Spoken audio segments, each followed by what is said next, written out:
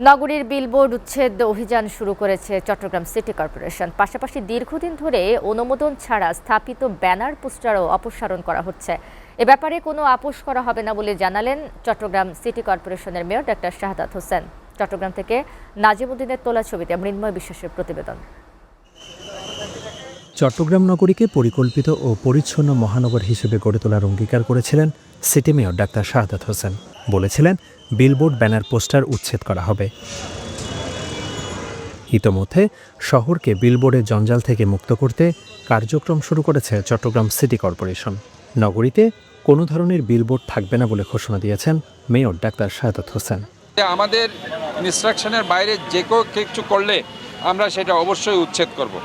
এটা আমরা বদ্ধপরিকর এবং আমরা মনে করি যে সবাইকে এই রুলসের মধ্যে থাকতে হবে, রুলসের মধ্যে থাকা উচিত বলে আমি মনে করি।